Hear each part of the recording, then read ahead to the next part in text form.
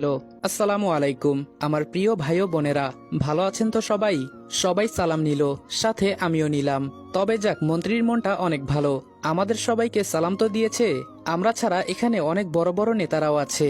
রিয়া বলল, আমাকে তো আপনারা সবাই চিনেন। আমি বললাম, এই তাসলিমা, ওনাকে না চিনার কি আছে রে? ওনার পরিচয় তো আমরা সবাই জানি, উনি এদেশের স্বরাষ্ট্রমন্ত্রী। তাসলিমা বলল, তোকে বকবক করতে বলেছে উনি? চুপ করে শোন কি বলে। রিয়া বলল, তো আজকে আমি আপনাদের সামনে আসলাম কেন জানেন? আমি আপনাদের সবার সেবা করতে চাই, সেই সুযোগ আমাকে দিবেন না আপনারা? আমি বললাম, দেওয়ার কি আছে, আপনি আমার উপকার করলেই তো আমার আর কিছু লাগবে না, চান্স পেলে বউ করে নিব। রিয়া বলল, আমি সারা জীবন আপনাদের পাশে থাকতে চাই, এজন্য আজকে আমি একটা কঠিন সিদ্ধান্ত নিয়েছি। আমি সারা জীবন চিরকুমারী হয়ে থাকব, কখনো বিয়ে করব না। আজকে রক্ত, দুধ, পানি, এই 3 জিনিস দিয়ে আমি পবিত্র হয়েছি। তাই আমি সবাইকে অনুরোধ করে বলছি, কেউ আমার পেছনে পড়ে থাকবেন না। আজকে যাকে এখানে মারা হয়েছে তিনি একজন মন্ত্রীর ছেলে, এটা তো সবাই জানেন। আমাকে প্রপোজ করার কারণে ওকে মারা হয় নাই, ছেলেটা 2টা মেয়েকে রেপ করেছে, এজন্য ওকে মারা হয়েছে। সবাইকে এখানে ডাকার এটাই কারণ। ইদানিং অনেক জায়গা থেকে আমার বিয়ের প্রস্তাব আসছে, তাই আমি আমার মতো জানিয়ে দিলাম সবার সামনে। সো আমি কি বলছি মনে থাকবে তো সবার? আমি অল্প বয়সে এই দেশের স্বরাষ্ট্রমন্ত্রী হয়েছি, তাই আমি চাই আজীবন আপনাদের সেবা করে কাটাতে। এসব বিয়ে টিয়ে করে সময় নষ্ট করতে চাই না। রিয়ার এই কথা শুনে আমি বুকের মাঝে হাত দিয়ে বসে পড়লাম। তাসলিমা বলল, এই তোর কি হয়েছে? আমি বললাম, তাসলিমা রে, আমার আম্মুর স্বপ্ন বুঝি আর পূরণ হলো না। তাসলিমা বলল, কি হয়েছে বলবি তো? আমি বললাম, ছ্যাঁকা খেয়ে বেকা হয়ে গেছি। তাসলিমা বলল, এটা মাথায় রাখবি, আমরা ওনার জন্য কাজ করতে এসেছি, আর এখানে কোনো প্রেম ভালোবাসা এসব চলবে না। আর আমার মনে হয় কি জানিস, উনি যা বলেছে ভালোই হয়েছে। আমি বললাম, ভালো না চাই? আচ্ছা তুই বলতো, তুই একটা মেয়ে, তোর কি জামাই দরকার আছে না? তাসলিমা বলল, হুম আছে। স্বামী ছাড়া কোনো মেয়ে চলতে পারে না, হয়তো অনেকেই পারে, তবে তাদের মন পাথর দিয়ে গড়ানো। আমি বললাম, তাহলে রিয়া এই কথা বলল কেন? তাসলিমা বলল, এই তুই কি বলিস, উনি আমাদের ম্যাম হয়। রিয়া বলতে কেউ যদি শোনে তাহলে বাড়িতে আর যেতে পারবি না, এখানেই কেটে রেখে দিবে। আমি বললাম, ধুর, ভালো লাগে না, যত সব ভেজালে শুধু আমি পড়ি। তাসলিমা বলল, আরে আরে কই যাস? আমি বললাম, বাসার ভেতরে আছি, ওর ডায়লগ আর শুনতে পারবো না, এমনিই মনটা ভেঙে একাকার হয়ে গেছে। হেঁটে হেঁটে ভেতরে চলে গেলাম। আসলেই কিছু কিছু স্বপ্ন শুধু স্বপ্নই থেকে যায়, এগুলো হয়তো বাকি জীবনে আর পূরণ হবে না। আমার আম্মুর ইচ্ছে বুঝি আমি আর পূরণ করতে পারলাম না। আচ্ছা, ও এমনটা বলল কেন? এখানে কোনো কারণ তো আছেই, আবার হয়তো নাই। যাক, এসব আমার চিন্তা করে কি লাভ। গাইস, তোমরা তো জানো আমার ক্যাশ প্রাইজ গিভওয়ে করার একটা পিচ্চি মেয়ে বল নিয়ে খেলা করছে। আমি ডাক দিয়ে বললাম, এই বাবু, এই দিকে আসো। একটা ছেলে আমার দিকে এগিয়ে এসে বলল, এই আপনি কে, আর ম্যাডামকে বাবু বলছেন কেন? আমি আমার কার্ডটা ছেলেটাকে দেখাতেই ও দূরে সরে গেল। আমি মেয়েটার কাছে গিয়ে বললাম, কি করো মামুনি? মেয়েটা বলল, এই আমাকে মামুনি বলবে না, আমার নাম তুবা। আমি বললাম, মামুনি তো আমি তোমাকে আদর করে বলেছি, কেন তোমার ভালো লাগে নাই? তুবা বলল, আমি এখন বড় হয়েছি বুঝলেন, এসব কেউ আমাকে বলে না, তাই হঠাৎ করে শুনে আশ্চর্য লাগলো। আমি বললাম, তুমি তো খুব কিউট করে কথা বলতে পারো, তোমার নামটা অনেক সুন্দর। যাক, তুমি এখন কি করো? তুবা বলল, এই তো ভাইয়া বল খেলি, আপনি খেলবেন আমার সাথে? আমি বললাম, না আমি খেলবো না। আচ্ছা রিয়া ম্যাম তোমার কি হয়? তুবা বলল, আরে উনি তো আমার বড় বোন, তবে আজকে আমার মনটা খুব খারাপ। আমি বললাম, কি জন্য খারাপ? তুবা বলল, জানেন আমি না কাউকে দুলাভাই বলে ডাকতে পারবো না। আপু বলল, আপু নাকি আর জীবনে বিয়ে করবে না, একা একাই জীবন পার করে দিবে। খুব ইচ্ছে ছিল দুলাভাইয়ের সাথে মজা করব, কাউকে দুলাভাই দুলাভাই বলে ডাকবো।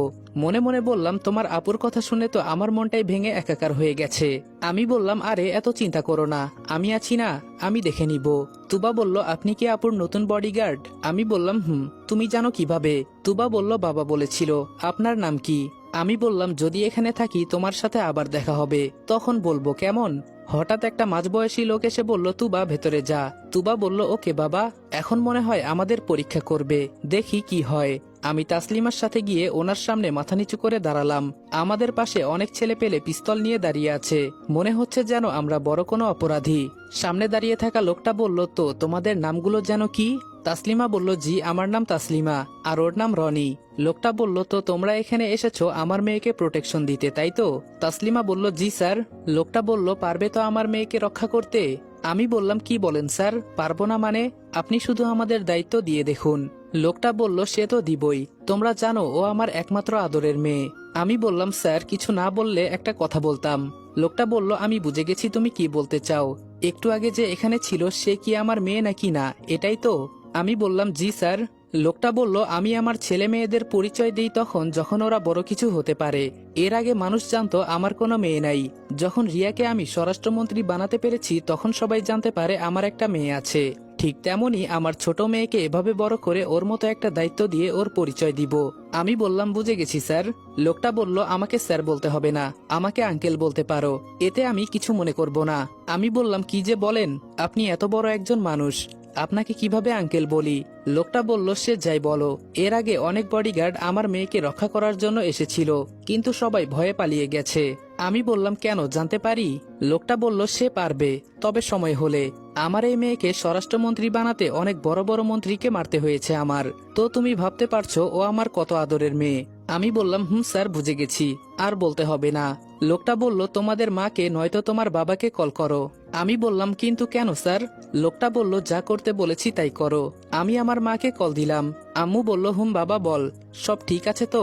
লোকটা বলল, বলো আজকের পর থেকে আমার মুখ আর নাও দেখতে পারো। ফোনটা হাতে রেখে আবার বললাম, কি স্যার? স্যার বলল, যা বলতে বলেছি তাই বলো, আমি এত বেশি কথা পছন্দ করি না। আমি ভয়ে ভয়ে আম্মুকে এই কথা বলে দিলাম। ফোনটা রেখে দিলাম। তবে তাসলিমা স্বাভাবিক হয়েই বলল, ওর ভেতরে কোনো রিয়াকশন দেখতে পারলাম না। উনি আমাদের সামনে 2টা পিস্তল রেখে বলল, আমার মেয়ের জন্য তোমরা কি কি করতে পারবে? তাসলিমা বলল, স্যার, আমরা আমাদের জীবনটা পর্যন্ত দিয়ে দিব ওনার জন্য। আমি মনে মনে বললাম, তুই জীবন দে শালী, মরার কোনো ভয় নাই নাকি? ওর জন্য কেন আমরা মরব? আমাদের কি এই জীবনের কোনো মূল্য নাই? কিন্তু ওনার কথা যদি না শুনি এমনি উনি আমাদেরকে মেরে ফেলবে। শালা, কি একটা বিপদে এসে ফেসে গেছি, এখন এটা বুঝতে পারছি। স্যার বলল, এই ছেলে তোমার কি হলো, কথা বলো না কেন? ভয়ে ভয়ে বললাম, জি স্যার, আমরা ম্যাডামের জন্য নিজের জীবন বিলিয়ে দিতেও রাজি আছি। স্যার বলল, গুড, তোমরাই তো পারবে, এখন পিস্তল নিয়ে নিজের মাথায় তাক করে ধরো। আমি বললাম, কি? স্যার বলল, এত অবাক হওয়ার মতো কি আছে, যা বলেছি তাই করো। তাসলিমা তো সাথে সাথে পিস্তল নিয়ে ওর নিজের মাথায় ধরে আছে। এখন যদি প্রিয়জনের জন্য মরতাম তাও কোনো আফসোস থাকতো না, আর অপরিচিত একটা মেয়ের জন্য নিজের জীবন দিয়ে দিব ভেবেও কষ্ট হচ্ছে। আস্তে আস্তে আমিও আমার মাথায় ধরলাম, তবে আমার হাতটা কাঁপতে লাগলো। তাসলিমা বলল, স্যার, আমার বাবা মা সবসময় বলতো ডিউটি অবস্থায় মারা গেলে তুই বলতে পারবি দেশের জন্য মারা গিয়েছিস। আর আজকে তো আমরা একজন মহান মানুষের জন্য মরব, তিনি আমাদের দেশের রত্ন, দেশের সেবা করেন উনি। মরার পর সবাই বলবে একজন স্বরাষ্ট্রমন্ত্রীর জন্য 2 জন প্রাণ দিয়েছে, এর থেকে মহান আর কি হতে পারে? তাসলিমার কথা শুনে একটু সাহস এলো। আমি বললাম, জি স্যার, মরতে হলে দেশের জন্য মরব, আপনি শুধু বলেন। এখন ওই ট্রিগার চাপ দিব। 1 2 3 বলে কাউন্ট করার সাথে সাথেই কি যেন মনে করে চাপ দিলাম, কিন্তু গুলি বের হলো না। এটা দেখে মনটা আনন্দে নেচে উঠল। তার মানে আমরা পরীক্ষায় পাশ করেছি, আজকে থেকে আমরা ওনার বডিগার্ড হয়ে কাজ করব। স্যার বললেন, গুড জব, তোমরা পেরেছো। এর আগে অনেকেই এমন পরীক্ষা দিয়েছি, কিন্তু কেউ পাশ করতে পারে নাই, তোমরা পেরেছো। আমি বললাম, বলেছি না স্যার, আমরা ম্যামের জন্য সব করতে পারি। দেখিয়েন, ওনার শরীরে একটাও ফুলের টোকাও পড়তে দিব না। তবে কে কি করবে আমি জানি না, আমি থাকতে কখনো ম্যাডামের কোনো ক্ষতি হতে দিব না, এটা আমার প্রমিস। স্যার বললেন, তোমার কথা আমার পছন্দ হয়েছে, আমার সাথে আসো। উনি আমাকে ধরে নিয়ে টেবিলে বসালেন, আর তাসলিমা এক সাইডে দাঁড়িয়ে আছে। স্যার বললেন, তোমার কথা শুনে আমি খুব খুশি হয়েছি, তুমি আমার মন জিতে নিয়েছো। এই, ওকে খাবার দাও তো। আমি বললাম, স্যার, আপনার সাথে বসে খাবার খাওয়ার মতো যোগ্যতা আমার নাই। স্যার বললেন, আরে এভাবে নিজেকে ছোট মনে করবে না, খাও। ওনার কথা শুনে মনে হলো সত্যি উনি খুব ভালো। কিছু খাবার খাওয়ার পর গলায় জ্বালা পোড়া করতে লাগলো, মনে হচ্ছে যেন আমার ভেতরটা আগুনে পুড়ে ছারখার হয়ে যাচ্ছে। খাবার রেখেই গলায় হাত দিলাম। স্যার আমার অবস্থা দেখে ডাক্তার ডাক্তার বলে চিৎকার করতে লাগলো। আমি শুধু ওনার কথা শুনতে পারতেছি, উনি আমার সাথে বেইমানি করেছে, এটা আমি খুব ভালো করেই বুঝতে পেরেছি। তাসলিমা আমার কাছে আসতে চেয়েছে, কিন্তু ওকে না করা হয়েছে। একজন ডাক্তার এসে বলল, বলুন স্যার। স্যার বলল, ওর খাবারে অল্প কিছু বিষ দেওয়া হয়েছে, যাতে না মারা যায় সেই ব্যবস্থা করুন। অমনি আমাকে একটা ইঞ্জেকশন দিয়ে আবার পুনরায় চলে গেল। আমার এখন কষ্টটা বেশি হতে লাগলো। গলায় ধরে বললাম, আমার সাথে এমনটা কেন করলেন? স্যার বললেন, আমি তোমাকে বুঝাতে চেয়েছি যখন 2টা বুলেট তোমার 2 বুকে থাকবে, যখন তুমি এই ব্যথা সহ্য করতে পারবে না, ঠিক তখনও আমার মেয়ের এইভাবেই খেয়াল রাখতে হবে। তখন তোমাকে নিজের জন্য বাঁচলে হবে না, আমার মেয়ের জন্য বাঁচতে হবে। বুঝতে পেরেছো এখন আমি তোমাকে কি বুঝাতে চেয়েছি? এক কথা, আমার মেয়ের যেন কিছুই না হয়। এখন যেই কষ্টে আছো এই কষ্টের মাঝেও আমার মেয়ের খেয়াল রাখতে হবে, বুঝা গেল? এখন যাও, আজকে থেকেই তোমাদের ডিউটি শুরু। ওর রুমের সামনে গিয়ে দাঁড়িয়ে থাকো, আর আমার মেয়ের যদি কিছু হয় তোমাদের মাথাগুলো নিয়ে আমি ফুটবল খেলবো, সাথে তোমাদের পরিবারের গুলো হয়তো থাকতে পারে। আমি ব্যথা সহ্য করে বললাম, স্যার আপনি চিন্তা করবেন না, আমরা সব পারবো। তাসলিমা আমাকে নিয়ে উপরে চলে গেল। আমরা গিয়ে রিয়ার রুমের সামনে দাঁড়িয়ে আছি। তাসলিমা বলল, তোর খুব কষ্ট হচ্ছে তাই না? আমি বললাম, আমার ভেতরে বিষ দেওয়া হয়েছে, আর বলছিস কষ্ট হচ্ছে নাকি?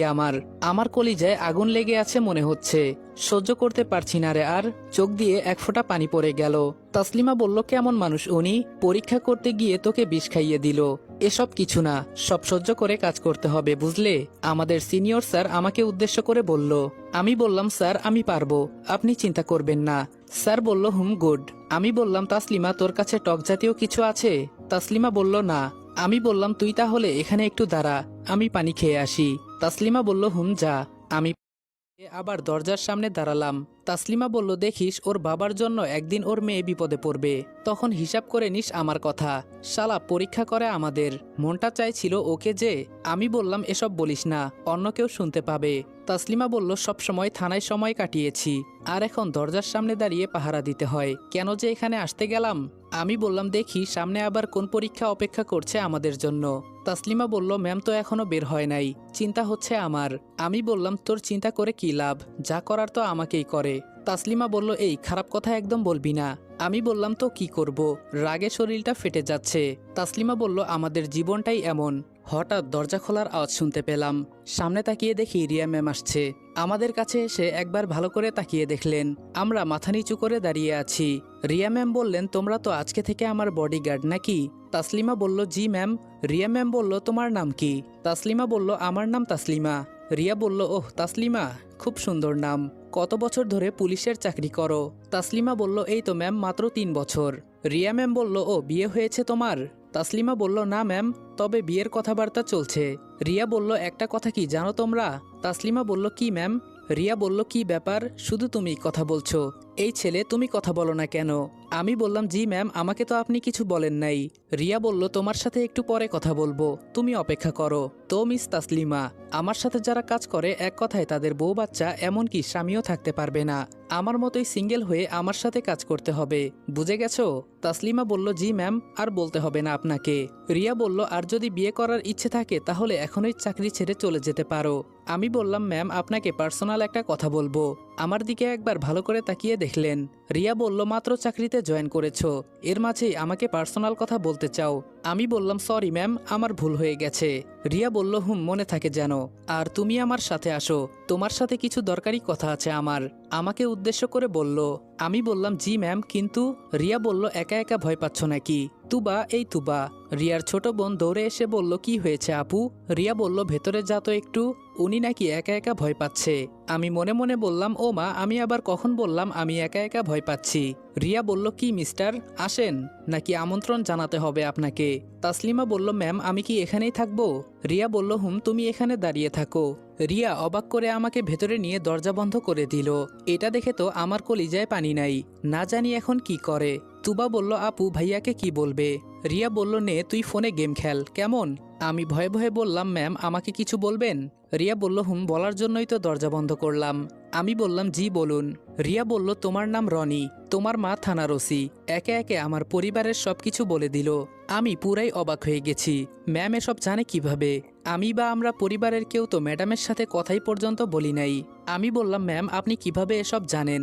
ম্যাম একটা হাসি দিয়ে বললেন, ওই চেয়ারটা নিয়ে বসো, তোমার সাথে অনেক কথা আছে। আমি বললাম, না ম্যাম, আমি এভাবেই ঠিক আছি, একজন স্বরাষ্ট্রমন্ত্রীর সাথে কথা বলছি, এটা তো আমার সৌভাগ্যের বিষয়। রিয়া বলল, আমার সম্পর্কে তো তুমি সবকিছুই জানো, আমি কি ঠিক বলছি? আমি বললাম, না মানে। রিয়া বলল, এত মানে করতে হবে না, তোমার মা আমার সম্পর্কে তোমাকে সবকিছু বলেছে, এটা আমি শিওর। সত্যি করে আমাকে বলো, দেখো আমি তোমাকে বিশ্বাস করতে চাই, তাই অবিশ্বাসযোগ্য কাজ করবে না আমার সাথে, এটা যেন মনে থাকে। আমি বললাম, জি ম্যাম, আপনার সম্পর্কে আমার আম্মু সবকিছু আমাকে বলেছে। রিয়া বলল, জানো তোমার আম্মু খুব ভালো একটা মানুষ, উনি জানতো আমি ব্যাংক ডাকাতি করেছি, এরপরেও আমার পিছু ছেড়ে দিয়েছে। আমি বললাম, এসব কেন করতে গেলেন ম্যাম? রিয়া বলল, তখন আমি একটা বড় বিপদে পড়েছিলাম, এজন্য এসব করতে হয়েছে, আর সেই দিন ব্যাংকে গিয়ে সব টাকা জমা করে দিয়েছি। আমি বললাম, শুনেছি আপনি নাকি এতিমখানা চালান। রিয়া বলল, এজন্যই তো তোমার মা আমার পিছু ছেড়েছে, না হলে। জানো তোমার মাকে আমি একটু ভয় পেয়েছিলাম, কারণ উনি যে ফাইল হাতে নেন এর সমাধান করেই ছাড়ে, আর ওনার ওপর লেভেল পর্যন্ত হাত আছে। এজন্য আমার একটু ভয় হয়েছিল। আচ্ছা, কি বলে ডাকবো তোমাকে? আমি বললাম, ম্যাম যা ইচ্ছা বলতে পারেন, আমার কোনো সমস্যা নেই। রিয়া বলল, আমি এভাবে কারোর সাথে কথা বলি নাই, তোমার সাথে একান্তে কথা বলার একটা কারণ আছে, এটা কি তুমি জানো? আমি বললাম, না ম্যাম। রিয়া বলল, তোমার মা অনেক ভালো, আর উনি তোমাকে আমার প্রোটেকশন করার জন্য দায়িত্ব দিয়েছে, পারবে তো সবকিছু সামলে রাখতে? আমাকে ইশারা করে বলল কানের ব্লুটুথ খুলতে। আমিও খুলে ম্যামের হাতে দিয়ে দিলাম। রিয়া বলল, তোমরা কয়জন একসাথে কাজ করো? আমি বললাম, স্যারের মানা আছে বলতে। ম্যাম আমার দিকে তাকিয়ে গম্ভীর হয়ে বলল, আমি তোমাকে স্পেশাল করতে চাই। আমি বললাম, কিভাবে ম্যাম? রিয়া বলল, তোমার মা অনেক ভালো, আর ওনার ছেলে তুমি, এজন্যই আমি তোমাকে বিশ্বাস করি। আমি বললাম, ম্যাম আমি থাকতে আপনার কোনো ক্ষতি হবে না। রিয়া বলল, এজন্যই তো আমি তোমাকে স্পেশাল করতে চাই। আমি বললাম, সেটা আবার কিভাবে ম্যাম? রিয়া বলল, কয়জন মিলে একসাথে কাজ করো এটা আগে বলো। এখন তো আর তোমার সিনিয়র অফিসার শুনছে না, তুমি নির্ভয়ে বলে ফেলো। আমি বললাম, এখান থেকে গেলে হয়তো তিনি আমাকে আর আসতে দিবেন না। রিয়া বলল, আমি কে তুমি তো জানো। আমি বললাম, জি ম্যাম। রিয়া বলল, আমি চাই তুমি শুধু আমার হয়ে কাজ করো। আমি বললাম, সেটা কিভাবে? রিয়া বলল, আগে বলো তোমার গ্রুপে কয়জন আছে? আমি বললাম, জি ম্যাম 5 জন। 2 জন লুকিয়ে আপনাকে প্রোটেকশন দিবে, আর একজন সিনিয়র স্যার, ওনার কথা ছাড়া আমরা কোনো কাজ করতে পারবো না, এটাই ওনার হুকুম। রিয়া বলল, বুঝে গেছি, আজকে থেকে তুমি কারো হুকুম মেনে কাজ করতে পারবে না, আর তোমার চাকরির কি হয় সেটা আমি দেখব, তোমার চিন্তা করতে হবে না, তুমি শুধু আমার হুকুম মেনে কাজ করবে, অন্য কারো কথাই না, বুঝলে? আমি বললাম, ম্যাম আমি তো এখানে আসছি আম্মুর কথা শুনে। রিয়া বলল, তোমার মা আমার ভালো চায়, এজন্য তোমাকে আমার কাছে পাঠিয়েছে। এখন বলো আমি কি বলেছি, পারবে তো? আমি বললাম, জি ম্যাম পারবো, আপনার চিন্তা করতে হবে না। রিয়া বলল, গুড। এই বলেই ফল কাটার চাকুটা হাতে নিলেন।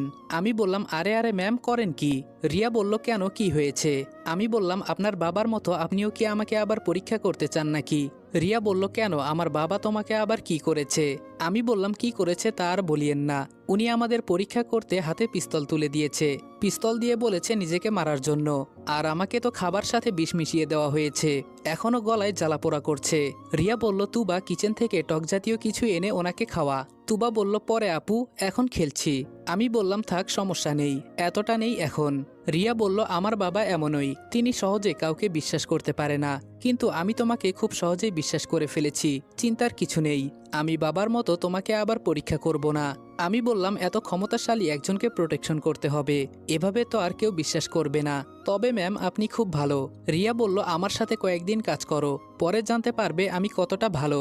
আমি বললাম, ম্যাম তাহলে কি আমি যেতে পারি? রিয়া বলল, কেন, আমাকে কি এখনো ভয় পাও? আমি বললাম, এই তো একটু। বাইরে তাসলিমা দাঁড়িয়ে আছে, ও কি না কি মনে করে। রিয়া বলল, একটু আগে আমি কি বলেছি শুনেছ তো? আমি বললাম, আপনাকে ব্যক্তিগত প্রশ্ন আমি করব না, তবে যখন আমাকে সম্পূর্ণভাবে বিশ্বাস করতে পারেন তখন বলিয়েন। তুবা বলল, ভাইয়া তোমার সাথে তো এখন দেখা হয়েছে, নামটা বলবা না? রিয়া বলল, কি রে তুবা, তুই ওনাকে চিনিস নাকি? তুবা বলল, আপু, ভাইয়ার সঙ্গে কিছুক্ষণ আগেই কথা হয়েছে। আমি বললাম, আমার নাম রনি। তুবা বলল, খুব সুন্দর নাম ভাইয়া। রিয়া বলল, তোমার মাকে একদিন বলিও এখানে এসে আমাকে দেখে যেতে। আমি বললাম, আপনার সময় হবে ম্যাম, আপনি তো। রিয়া বলল, বলতে হবে না, আমাকে বলিও শুধু, আমি সময় বের করে নিব। আর সাবধান, বাহিরে যখন আমার সাথে থাকবে আমার সাথে কথা বলার একদম চেষ্টা করবে না। আমি বললাম, কেন ম্যাম? রিয়া বলল, সেটা পরে জানতে পারবে, আর যদি আমার বিরুদ্ধে কোনো কাজ করো আমি ছাড়লেও বাবা কিন্তু তোমাকে ছাড়বে না। আমি বললাম, আরে ম্যাম আপনি আমাকে যেভাবে বিশ্বাস করেছেন এর মূল্য অবশ্যই আপনি পাবেন। রিয়া বলল, শুনে খুশি হলাম। আমি বললাম, ম্যাম তাহলে আজকে আপনি কি কোনো জায়গায় বের হবেন? রিয়া বলল, না আজকে আর তেমন কাজ নেই। আমি বললাম, তাহলে আমরা কি চলে যাব ম্যাম? রিয়া বলল, চলে তো যাবে, তার আগে একটা কাজ আছে। আমি বললাম, কি কাজ ম্যাম? রিয়া বলল, আসো আমার সাথে। ম্যাম দরজা খুলে আমাকে পাশের রুমে নিয়ে গেল। সেখানে অনেকগুলো ছেলে লাঠি হাতে নিয়ে দাঁড়িয়ে আছে, এটা দেখে আমার কলিজায় পানি নাই। আমি বললাম, ম্যাম আমাকে কি এখন আপনি মারতে চান? আর কত পরীক্ষা করবেন আমাকে আপনারা? রিয়া বলল, তোমায় দেখে একটু মায়া লেগেছে, কি করা যায় বলো তো? আমি বললাম, একটু আগে কত সুন্দর করে কথা বললেন, আর এখন?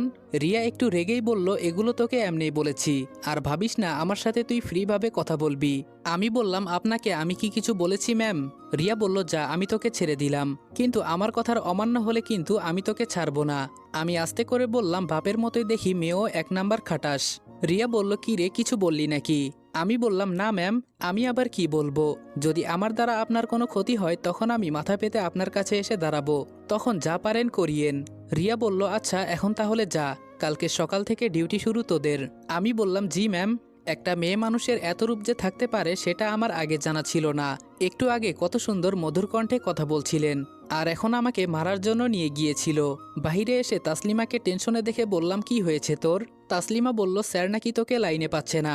আমি বললাম স্যারের সাথে পরে কথা বলবো, এখন চল বাসায় চলে যাই, ম্যাম আমাদের ছুটি দিয়েছে। তাসলিমা বলল তাহলে চল। যেতে যেতে তাসলিমা আমাকে বলল ম্যাম তোকে কি বলেছে ভেতরে ডেকে? আমি বললাম পরে বলবো, এখন বাসায় যাই, খুব খিদে লেগেছে আমার। তাসলিমাকে বিদায় করে দিয়ে আমি বাসায় যেতে লাগলাম। বাসায় এসে দেখি কান্না করছে। আমি বললাম আম্মু তোমার কি হয়েছে, আর এভাবে বসে বসে কান্না করছো কেন? আম্মু আমাকে দেখে দৌড়ে জড়িয়ে ধরলো। আম্মু বলল বাবা তোর কিছু হয় নাই তো? আমি বললাম আরে না আম্মু, অযথা চিন্তা করছো কেন? মাহি বলল ভাইয়া তুই ঠিক আছিস? আমি বললাম দেখতেই তো পারছিস। আম্মু আর কোনো কথা না বলে সরাসরি আমাকে গোসলখানায় নিয়ে গেল। গোসল সেরে টেবিলে নিজের হাতে খাইয়ে দিতে লাগলো। বুঝে গেছি আম্মু আমাকে আবার ওই দিনের মতো মারবে, কিন্তু আজকে তো আমি কোনো অপরাধ করি নাই। মাহি তো পুরাই অবাক হয়ে আমাদের কাহিনী দেখছে। মাহি বলল আম্মু তুমি কি করতে চাইছো বলো তো? আম্মু বলল কোনো কথা বলবি না, চুপ করে দাঁড়িয়ে থাক। খাবার শেষ করে আম্মুকে আর বলতে হলো না। আমি শরীর থেকে টি শার্ট খুলে সোফার সামনে গিয়ে দাঁড়ালাম। আমার এই কাহিনী দেখে আম্মু হতবাক হয়ে গেছে। তাড়াতাড়ি আমার কাছে এসে আমাকে জড়িয়ে ধরে বলল আমাকে তোর এত নিষ্ঠুর মনে হয়? আমি বললাম না মানে সেই দিনও তো এভাবেই মেরেছো, তাই আমার ওইটাই মনে হলো। আম্মু বলল আজকে থেকে তোর বাহিরে যাওয়া বন্ধ। আমি বললাম মানে কি বলছো আম্মু? মাহি বলল তুই যখন আম্মুকে ফোন করে বলেছিলি আজকে থেকে হয়তো আমার মুখ আর দেখতে পারবে না, তখন থেকেই আম্মু তোর জন্য বসে বসে কান্না করছে। আমি বললাম ও এই ব্যাপার? আরে ওইটা তো আমাকে পরীক্ষা করার জন্য করেছে। তাছাড়া আম্মু একটা খুশির খবর কি জানো? আম্মু বলল কি? আমি বললাম আমি জিতে গেছি, আমরা পরীক্ষায় পাশ করেছি, আর কালকে থেকে আমাদের ডিউটি। আম্মু বলল সত্যি? আমি বললাম হুম আম্মু।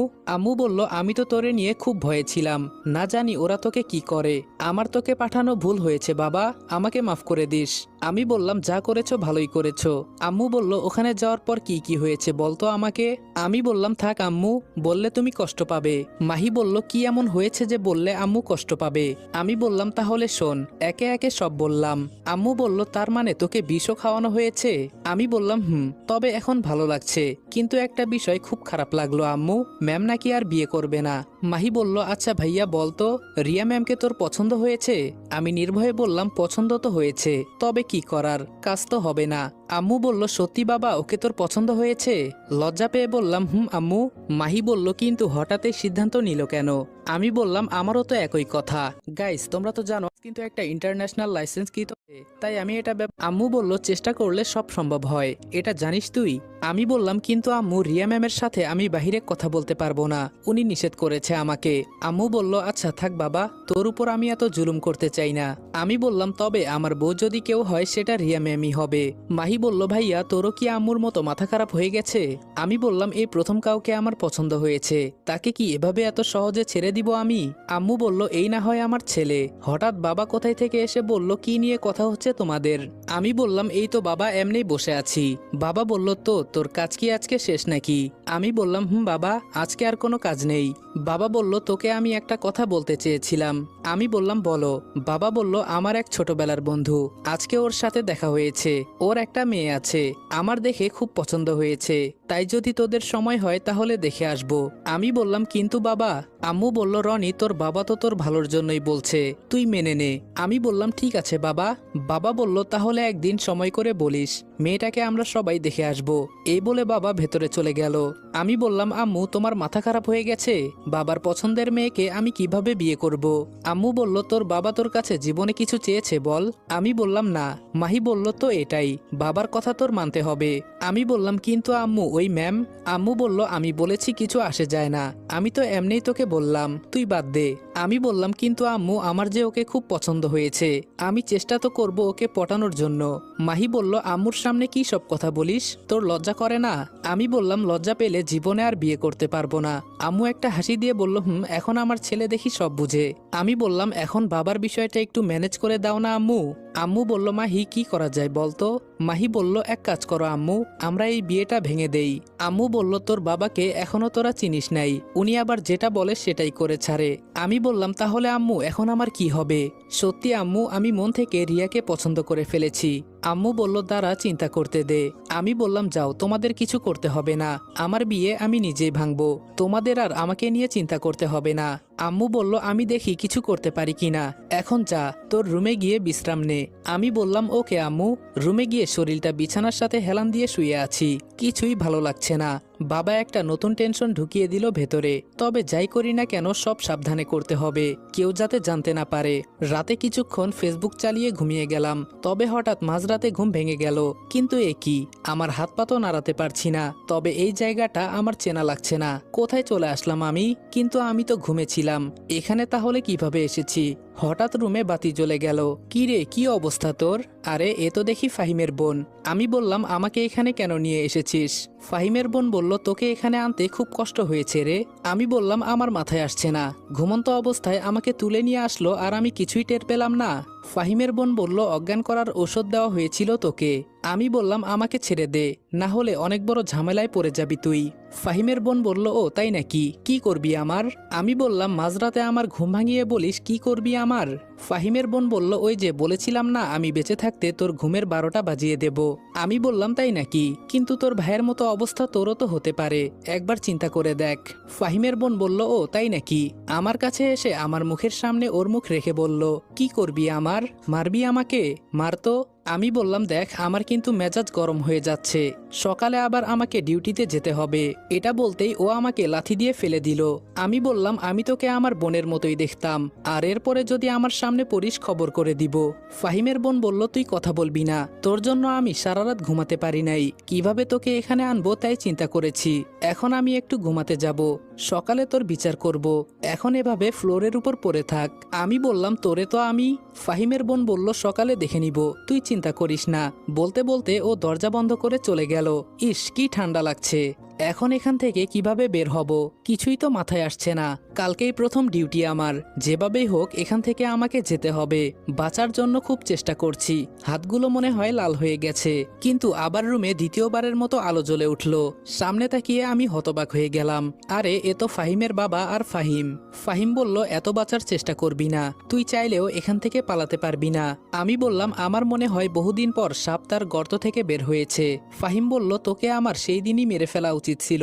ফাহিমের বাবা বলল, তুই আমার ছেলের 2টা হাত কেটে দিয়েছিস, এরপরেও আমি তোকে কিছু করি নাই, কিন্তু আজকে তোকে আমি কুকুরের মতোই মারবো। আমি বললাম, চেষ্টা করে দেখতে পারিস। ফাহিমের বাবা বলল, সে দেখতে হবে না, আমি যা বলি এমনিই হয়ে যায়। কিন্তু একটা জিনিস বুঝলাম না, যে ছেলেটা কারোর সাথে উঁচু গলায় পর্যন্ত কথা বলতো না, সে কিভাবে পারলো আমার ছেলের হাত কেটে দিতে? আমি বললাম, আমি তো খারাপ পথে যেতে চাই নাই, কিন্তু তোদের মতো কিছু কুকুরের বাচ্চার জন্য যেতে হয়েছে। তবে কুকুরের ছেলে মেয়ে যে কুকুর হয় সেটা হয়তো তাদের না দেখলে বুঝতে পারতাম না। ফাহিমের বোন চোখ ডলতে ডলতে বলল, বাবা, ও আমাদের কুকুর বলছে, একটু ভালো করে আদর করে দাও, আর কালকের পর থেকে আমি যেন ওকে আর পৃথিবীতে দেখতে না পাই। আমার খুব ঘুম পাচ্ছে, আমি এখন গেলাম বাবা। আমি বললাম, আরে যাবি কেন, আমাকে মারবি না? ফাহিমের বোন বলল, তোর কত দম আছে তা আজকে আমি পাল্লা দিয়ে ওজন করে দেখব। আমি বললাম, আমার বহুত দম আছে, তবে আমি যদি এখান থেকে যেতে পারি তোদের কাউকে ছাড়বো না, এটা মনে রাখিস। ফাহিমের বাবা বলল, কিন্তু তুই তো আজকে এখান থেকে যেতেই পারবি না। ফাহিম বলল, বাবা, এত কথা কিসের, শালাকে মেরে দাও। আমি বললাম, তোকে আজকে আমি কুকুরের মতোই মারবো। ফাহিম বলল, তাই নাকি?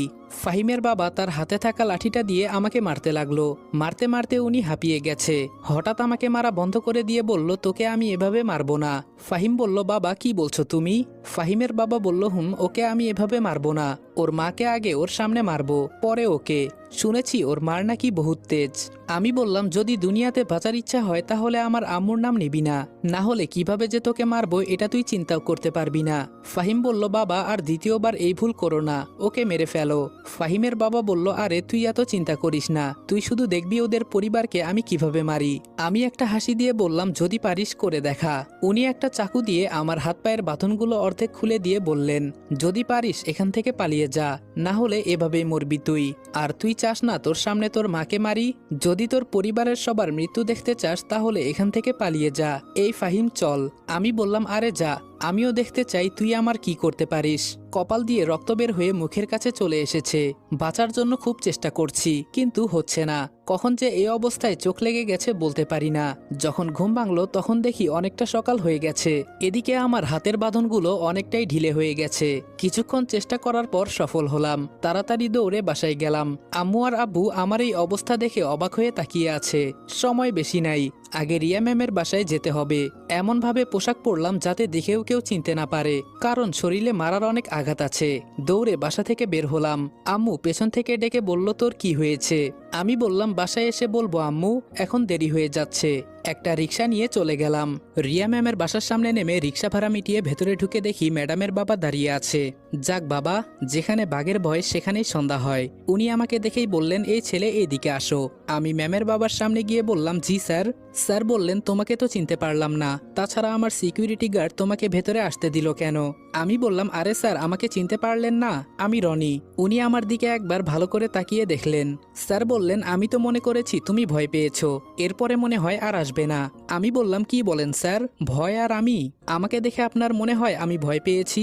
স্যার বললেন, আচ্ছা যাক, সেসব কথা বাদ দাও তো, এখন বলো প্রথম দিন এত দেরি করলে কেন? আমি বললাম, স্যার আমি দেরি করতে চাই নাই, কিন্তু আমার মাথা ব্যথা ছিল, একটু মিথ্যা বললাম। স্যার বললেন, প্রথম দিন দেরি করেছো তাই মাফ করলাম, দ্বিতীয়বার যেন এমন ভুল না হয়। আমি বললাম, না আর কখনো হবে না। এখন কি আমি যেতে পারি? স্যার বললেন, যাবে যাবে, তবে তোমাকে দেখে কেউ চিনতে পারবে না। হঠাৎ এই রূপ নিলে কেন? আমি বললাম, আমি শুধু ম্যামের বডিগার্ড হয়ে থাকতে চাই না, আমি ওনার পাশে একজন গোয়েন্দা হয়েও কাজ করব। এজন্য কেউ দেখে যেন আমাকে চিনতে না পারে, এজন্যই আমি এই পোশাক পরলাম। স্যার বললেন, তোমার কথা শুনে আমি সত্যি খুব খুশি হয়েছি। এমন বডিগার্ড থাকলে আমারও মনে হয় আমার মেয়ের কিছু হবে না। সকালে কিছু খেয়ে এসেছো? আমি বললাম, আপনি আর খাবারের কথা বলবেন না, ওই দিন আগে আছে, অনেকদিন সেখানে যাওয়া হয় না। আমি বললাম, পরে বাসায় যাবেন তো? ম্যাম বলল, তারপর আরেকটা জায়গায় যাব, আজকে শুধু ঘুরবো আর ঘুরবো। আমি বললাম, আমি এখন ওই স্যারকে ফোন করে বলছি, আপনি আমাকে ফাঁসাতে চান তাই না? ম্যাম বলল, আরে করো কি, বাবাকে কল করতে হবে না, এটাই শেষ, পরে বাসায় চলে যাব। আমি বললাম, সত্যি তো? ম্যাম বলল, আচ্ছা তাসলিমা, আমার সাথে ঘুরতে তোমার ভালো লাগছে না? তাসলিমা বলল, অবশ্যই ম্যাম, ভালো কেন লাগবে না, আপনার সাথে ঘুরতে গেলে তো ভাগ্য লাগে। ম্যাম বলল, তো তোমার ভালো লাগছে না কেন রনি? আমি বললাম, ম্যাম আপনি বর্তমানে দেশের একজন স্বরাষ্ট্রমন্ত্রী, আপনার যদি কিছু হয়ে যায় আপনার বাবা আমাকে ছাড়বে না, আর আমি চাই না আপনার কোনো ক্ষতি হয়ে যাক। রিয়া ম্যাম আমার দিকে তাকিয়ে একটা হাসি দিয়ে বলল, আমি এটাই চিন্তা করি, যেখানে বাবা কাউকে বিশ্বাস করে না সেখানে বাবা তোমাকেই কেন এত সহজেই বিশ্বাস করে নিল। এখন আমি এটা বুঝতে পেরেছি। আচ্ছা চলো, আর কোনো কথা নয়, এমনেই দেরি হয়ে যাচ্ছে। ম্যাম আমাদের নিয়ে গেল একটা নদীর সামনে। আমরা ম্যামের সাথে গিয়ে নদীর সামনে বসলাম। তাসলিমা বলল, সত্যি ম্যাম, জায়গাটা অনেক সুন্দর, আপনার পছন্দের জায়গা বুঝি? ম্যাম বলল, আগে যখন আমার মন খারাপ হয়ে যেত তখন এখানে আসতাম, কিন্তু আমি মন্ত্রী পদে আসার পর বাবা আমাকে একা একা বের হতে দেয় না, তাই আজকে তোমাদের সাথে আসলাম। আমি বসে বসে ওদের কথা শুনছি। হঠাৎ তাসলিমা একটা প্রশ্ন করলো, আচ্ছা ম্যাম, আমরা আজকে মাত্র জয়েন করেছি, এর মাঝে আমাদের এত বিশ্বাস করে কিভাবে আমাদের সাথে আসলেন? ভয় করে না আপনাকে যদি আমরা মেরে ফেলি? ম্যাম বলল, তোমাকে দেখে এমন মনে হয় না, আমি মানুষের চোখ দেখলেই বলতে পারি, আমি জানি আমার সাথে কে কি করতে চায়, আগে থেকেই সবকিছুর খবর আমার কাছে থাকে। আমি বললাম, আমার সম্পর্কে কিছু বলবেন না ম্যাম? ম্যাম বলল, তোমার সম্পর্কে কিছু বলবো না, শুধু এটাই জানি যার মা এত ভালো তার সন্তান তো কোনো কথাই নাই। আমি বললাম, অনেক অনেক ধন্যবাদ ম্যাম। রিয়া ম্যাম হঠাৎ উদাস হয়ে আকাশের দিকে তাকিয়ে আছে। ম্যাম বলল, সূর্যটাকে একা একা লাগছে তাই না? যদি ওর পাশে কেউ থাকতো তাহলে আরো সুন্দর লাগতো। আমি বললাম, ঠিক বলছেন ম্যাম, বাস্তবে কেউ একা একা থাকতে পারে না, সেটা মানুষ হোক বা অন্য কিছু। তাসলিমা বলল, তবে মাঝে মাঝে সূর্যের মতো হয়ে উপর থেকে প্রিয়জনকে দেখার মজাই আলাদা। আমি বললাম, হঠাৎ করে কবি হয়ে গেলি কেন? আমি বললাম, সূর্যটা কি সুন্দর তাই না ম্যাম? উপর থেকে হয়তো প্রিয়জনকে রোদ্রের আলো দিয়ে বাঁচিয়ে রাখছে, ও চায় ওর প্রিয়জন ভালো থাকুক, ও দূর থেকে ওর প্রিয়জনকে সুখী দেখতে চায়, আর ভেতরে ভেতরে বেচারা জ্বলে পুড়ে মরছে, না কিছু বলতে পারছে না কিছু করতে পারছে। আমারও একই অবস্থা ওর মতোই, আমি শুধু প্রিয়জনকে দূর থেকে দেখেই যাচ্ছি, না কিছু বলতে পারছি না ওর কাছে যেতে পারছি। শুধু সূর্য মামার মতো আমি ওকে আলো দেই, কিন্তু এটা যে সূর্য মামার আলো ও বুঝে না ম্যাম। এটা বলতেই দেখি তাসলিমার চোখ থেকে পানি পড়বে পড়বে অবস্থা। ম্যাম আর আমি এটা দেখে অবাক হয়ে তাসলিমার দিকে তাকিয়ে আছি। ম্যাম বলল, তাসলিমা আমি কি কোনো ভুল করেছি তোমার সাথে? সেই দিন বলেছি যারা আমার সাথে কাজ করে তারা কখনোই বিয়ে করতে পারবে না।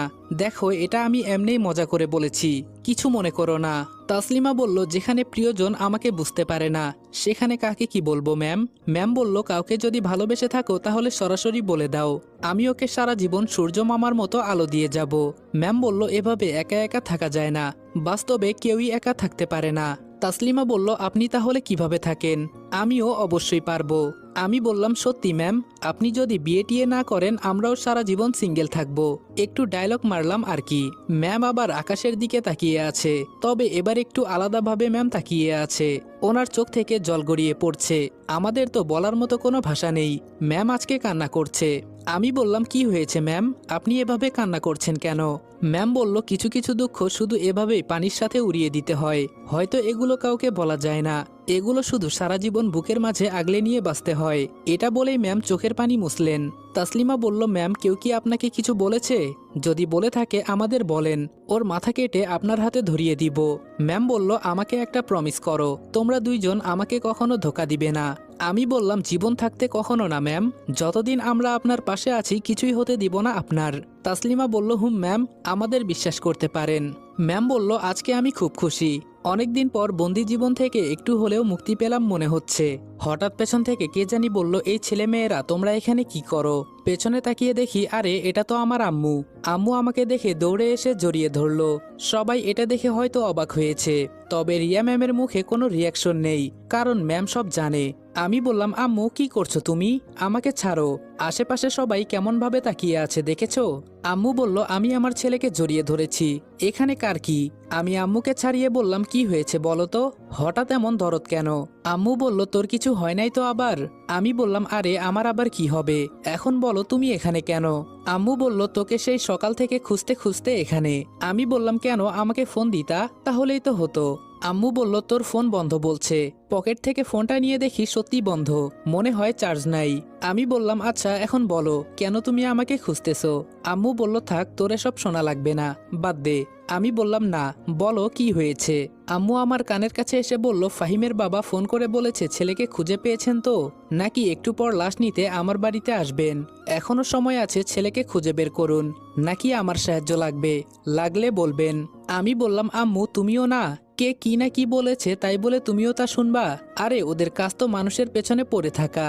আম্মু বলল, সবই তো বুঝলাম, কিন্তু তুই এখানে কেন, আর এই মেয়েরা কারা? আমি বললাম, আম্মু আমি এখন ডিউটিতে আছি, বিরক্ত করো না তো, যাও। আম্মু বলল, এটা তোর ডিউটি? ম্যাম বলল, ভালো আছেন ম্যাডাম? আম্মু বলল, তুমি কে, আর আমার ছেলের সাথে কি করো? তোমাকে তো চিনলাম না। আমি আম্মুর কানের কাছে গিয়ে বললাম, কাকে কি বলছো জানো তুমি? উনি আমাদের রিয়া ম্যাম, মানে স্বরাষ্ট্রমন্ত্রী। আম্মু বলল, কি? আমি বললাম, হুম। আম্মু বলল, বিশ্বাস হচ্ছে না। আমি বললাম, আরে আম্মু এই মেয়েটাও আমার সাথে ডিউটিতে আছে, এখন বুঝেছো? আম্মু বলল, ভালো আছেন ম্যাম? রিয়া ম্যাডাম বলল, আরে আরে কি বলেন, আমাকে ম্যাম বলবেন না। আম্মু বলল, আপনি একজন স্বরাষ্ট্রমন্ত্রী, আপনাকে ম্যাম না বললে আপনার সম্মান থাকবে না। রিয়া বলল, আরে এসব কথা বাদ দেন, আমি আপনার মেয়ের মতোই, তাই আমার নাম ধরে ডাকবেন। আম্মু বলল, আপনি এত ক্ষমতাশালী একজন মানুষ। রিয়া বলল, আপনিও তো কম না, আপনারও তো আমার থেকে উপরের লেভেলের মানুষের সাথে ওঠা বসা, সো আমাকে নাম ধরেই ডাকবেন। আম্মু একটা হাসি দিয়ে বলল, সে না হয় ডাকবো, কিন্তু হঠাৎ এই সাধারণ পরিবেশে? রিয়া ম্যাম বলল, মানুষের ভিড়ে থাকতে থাকতে আর ভালো লাগে না, তাই ভাবলাম একা একটু বের হই। আম্মু বলল, এত বেশি এখানে থাকবেন না, তাড়াতাড়ি চলে যান। রিয়া ম্যাম বলল, আপনিও দেখি আপনার ছেলের মতোই কথা বলেন। আম্মু বলল, আমার ছেলে পারবে তো আপনাকে রক্ষা করতে, কারণ এর আগে ও কারো বডিগার্ড হয় নাই, আর ও কারো হুকুম মেনে কাজ করতে চায় না, এই একটাই সমস্যা। আমি বললাম, আম্মু তুমি কি যাবে? যাও তো থানায়, তোমার কি কোনো কাজ নাই? সরকার কি ঘোরাফেরা করতে টাকা দেয় তোমাকে?